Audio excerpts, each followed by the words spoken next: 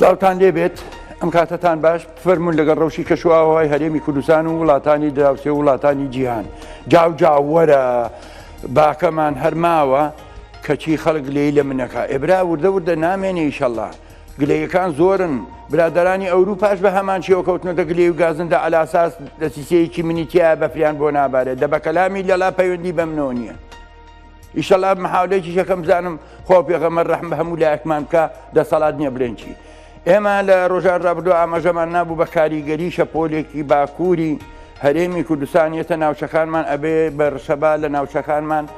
و لە هەمان کاتا شەپۆلێکی کات لە باکووری ڕۆژئاوای هەرێمەوەیەتە ناوچەکانمان بۆ ڕۆژانی ئایندا کەمێک ڕەشەباکەشی کەم کردوێتەوە بووە بە ناو بەناو خێرایەکەشی هەم کەم بۆتەوە بەڵام ماوەی بینین زۆر بووە لە دە تا 12 کیلۆمەتر بۆ هەندێک شوێن ڕادێشێدا بەزیوە سەر تاسەری عێراق و هەرێمی کوردستان ئەمڕۆ هەتاوێکی بەردەوامە بە هۆشیەوە و پلەکانی گەرما کەمێ بەرز دەبێتەوە لە چاو ڕۆژانی ڕابردوودا ئەم شەپۆلە هەتا ڕۆژی هەینی لە ناوچەکانمان ئەمێنێتەوە ئەگەری ئەوە هەیە لە شەممە بەدواوە کاریگەری شەپۆلێکی کەمان بێتە ناوچەکانمان بەخوا لام وایە ئەگەری بارانبارینیشی تیا دێمە سەر پلەکانی گەرما بۆ ڕۆژهەڵات بارانیان ناوبەناو ماوە هەتاویشیان هەیە لە ورمێ 1 پلەیە لە مەهاباد 2 پلەیە لە سنە 1 پلەی سەدیە لە کرماشان 3 پلەی سەدیە لە ئیلام 6 پلەی سەدیە لەو ناوچانە نەختی هەور و هەتاو ماوە لە هەرێمی کوردستان هەولێری پایتەخت هەولێری هۆلاکۆ بەزێن هەولێری پایتەخت بەڕواڵەتی جیهانی پلەکانی گەرمان ئەمڕۆ حەوتە هەور و هەتاویان هەیە ناو بەناو لە ناوچە شاخاوەکان تۆزێکە فرێکە تیاماوە ئەویش نامێنێ لە سلێمانی شاری ڕۆشنبیران شاری خارەمانان شاری خۆشەویستان پلەکانی گەرمان نۆیە لە ناوچەکانی دەرەوەی هەرێم ئەگەرێکی باران هەیە لە دهۆکی دەلال 6 لە کەرکووک 11 لە هەڵەبجێی شەهید 8 هۆکاری ئەو هەوا وشکە ساردەیە کێتە سەر هەرێمی کوردستان دێمە ڕۆژئاوای کوردستان لای ئەوان ئەو شەپۆلەی باکوور کاریگەری لەسەریان هەیە کەمێک بەفرەکەیان بۆ تەخفیف بووە بەڵام بەخوا پلەکانی گەرمان هەر کەمە قامشلۆ بارانی بەردەوامیان هەیە هەوری جۆری ستراتفۆرمیانیانێن تەبەقی 1 شەبق لە ئاسمانان نیە لەسەر تاسەری ناوچەی ڕۆژئاوا قامشلۆ 6 پلەکانی لە حەسەکە 4 لە کۆبانی 6 لە ئەفرین 4 سەرنجمەند بەڕێزانم یانی پلەکانی گەرما تا 2 پلە جیاوازی هەیە شارەکان لە مەعبێنیا لە باکووری کوردستان ئەوان داماویەکەیان زۆرە بەفرەکەیان بەردەوامە بۆ لە جیتوانیشیانە نەبارێت لە دەوری شاخەکان و ناوشۆر شارچەکان بەفر و بارانیان هەیە لە دەرسیم 3 پلە لە ژێر سفرەوەیە لە ئەرزروم بەفرێکی بەردەوامیان هەیە مستەمر بەفرە لەوێ پێ ئەڵێ ئەوروپا پێ ئەڵێ شۆری بەفرباریوە پلەکانی گەرما 7 پلە لە ژێر سفرەوە کوڕێنێ زۆر زۆرە 7 پلە لە ژێر سفرەوە لەوان 2 پلە لە ژێر سفرەوەی باشترێکە لە خامیشلۆ هەر زۆر باشترێکە 6 لە ئامەد 3 لە سێڤاس ناقس 5 پلە لە ژێر سفرەوە ئەویش هەر زۆرە لە کۆبانی 6 بارانی بەردەوامیان هەیە لە ئەفرین 4 لە حەسەکە هەر 4 بەڵام بابزانم بە واقع چۆنە ئەگە بەڕێزێک ئەو مەهدیەمان بۆ وەرگرێ لە ئامد واقع پێمان بڵێ بزانین چۆنە کە من پێتان ئەڵێم بڕوان بێ ناکەن بەڵێم بەفرە و سارد و سەرمایە و کێشێ و نازام چی بەڵام احتیمالە ئەو بەڕێزە بزانین دەنگ و باسی ئەو ناوە چۆنە دێمە سەر پلەکانی گەرمای ڕۆژئاوا بزانین ئەوان ئەڵێن چی پلەکانی گەرما لەوێ چۆنە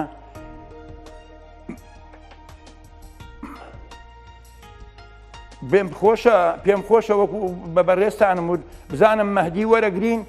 دەنگ و باسی ئەوێ چۆن ئەبێت بە واقع خۆتان بیبینن لە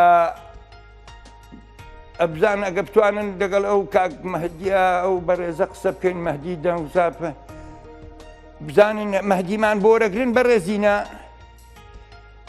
کەش و هەوامان پێ بڵێهنی باکووری کوردستان کە من ئەڵێم بەفریانێ و سەرمان هەیە و ئامێد و دەوروبەریشی خۆشەر نییە هەر ئامێد کە ئەڵێن ئامێد یعنی دەوروبەری ئامێد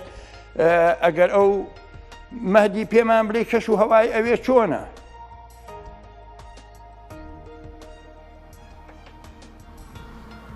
مەهدی ئەم کاتە باش مەهدی ئەم کاتەوە باش مەهدی پێم خۆشە بزانین ڕەوشی کەشوئاوەهەوا لەو ناوچانە چۆنە بۆ بینەرانمان بە من بڕوان ناکەن کاکە مەهدی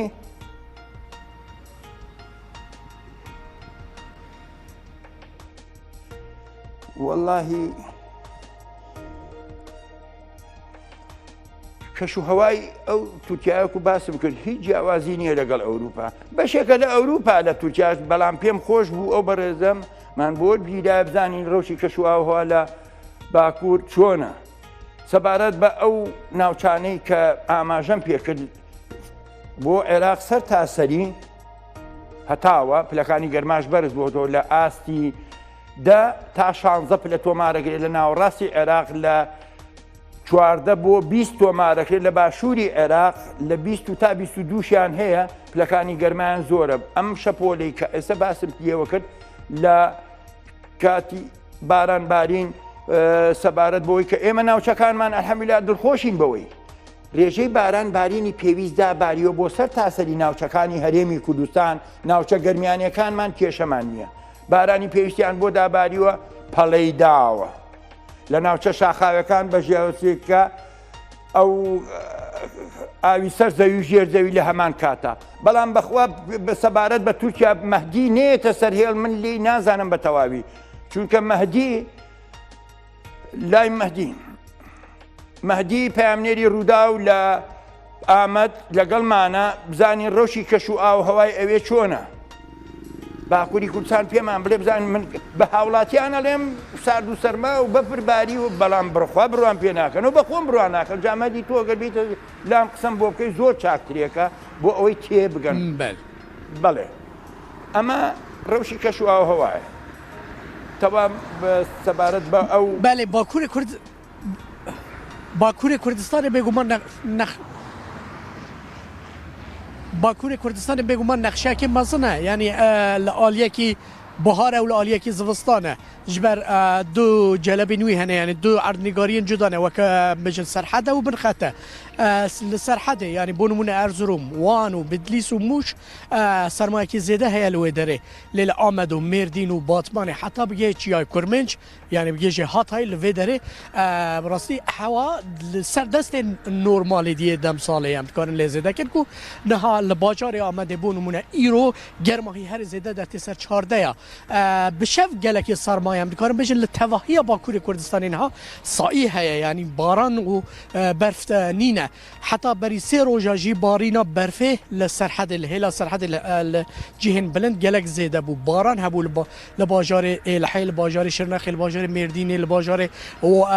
Amedê heta bigê wekû min got heta bigê Çiyay Kurminc baran bû lêbelê piştê sê rojan yani ev sê rojê vê dawiye bi rastî niha gelek xweş e keş û hewayekî gelek xweş e lê heta sêşemê wekû te jî gotibû li tevahiya Kurdistanê li çar parçeyê tevahiya Kurdistanê jî dê heta sêşemê ev hewa bi vê hawayê berdewam bike barîn kêm e barîn nîne em dikarin bêjim tevahiya Kurdistanê barîn ne lê piştê sêşemê ango piştê 25 mehê li gor saziya keş û hewaya Tirkiyeyê meteorolojî diyar dike dê baran dest pê bike li aliyên Binçiya yani kod raqimên wan kêm bûn mûne Amed û Batman û êlih û heta Çiyay Kurminc lê serhedê dîsa dê barîna berfê dest pê bike divan çend bajarên yed krîtîk ku zêde berf dikeve divan demsalan da yek jî Colemêrge serdestê Colemêrgê wan e Erzurûm e Ardaxan e Bedlîs e Mûş e Bîngol e Çewlig e Dêrsim e li van deran dê barîna berfê dest pê bike lê wekû me got ji ber ku saî heye bi roj hewa gelek xweş e çarde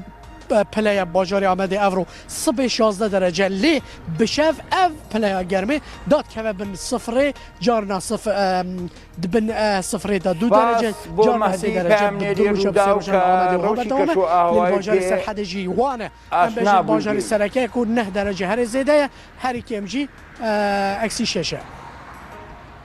زور سپاس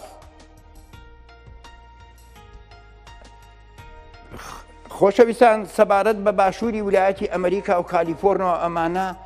تەیفون و هەریکانێکیان بۆ دروست بۆ ڕەشەبایەکی بەهێزیان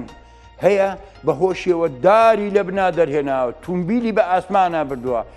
زیانیان پێکەوتووە تۆ تەماشا ئەو ڕشەبایەکە تۆ تەماشا ئالات و ئەدەواتیان ئەڕوا بەرەو کێشەکانیان ئەمانە لەو ناوچانەی ئەمریکا بە تایبەتی کالیفۆرنیا ئەمانە کە لەسەر نزیکن لە دەریاوە تەیاراتی بەحری لەگەڵ تەیاراتی ئەرزی تێکەڵ ئەبێت سەرنج بە سیارە هەڵگەڕاوەتەوە بە کەلامی لەلا سە سڵنگی لەگەڵا بێ و سیارەی پێ ناکەوێت کەچی باکانە منە بێزە 80 بۆ 120 کیلۆمەتر لە سەعاتێکایە هەرچەندەوەن تەحزیری ژیان بە شۆفێرە بەڕێزەکان بە وریاییەوە مامەڵە لەگەڵ ترافیکا بکەن بەڵام لای ئەوانی دیارە گوێی پێنانی تر خۆیەکە بە ناو سەهۆڵاوە خۆیەکە بە ناو بەفرا خۆیەکە بە ناو شاخ و داخە داری بەڕێگەوە دەرهێناوە ئەمە ئەو کێشانەیە سەبارەت بە ڕۆژانی ئایندا دێمەوە خزمەتان بۆ پێشکەشکردنی ئەو کێشە نالەبارانەی کە لەسەر تاسەری چینی ئەتمۆسفیرا وڵاتانی گرتوۆ ئەوروپا پلەکانی گەرمای بەرزە لە ئەمریکا ئەو ڕەشەبا قوربەسەریان هەیە لە لای ئێمە باشترێکە گرنگ لای خۆمانە چیە بێ با ببێ دانیشن بەخێر